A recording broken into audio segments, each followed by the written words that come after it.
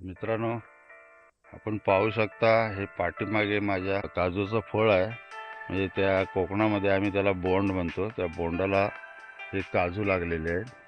पण पाहू शकता अशा प्रकारचे हे काजू या ठिकाणी लागलेले आहेत. तर मित्रांनो, कोकणात माझ्या गावी आल्यानंतर मला खूप बरं वाटतं.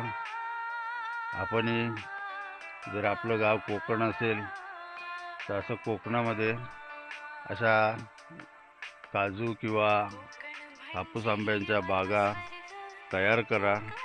जास्तीत जास्त झाडं लावा. कोकणामध्ये झाडं जितकी लावली जाईल तितकं कोकण समृद्ध होईल. पर्यावरणाला त्याचा फायदा होईल.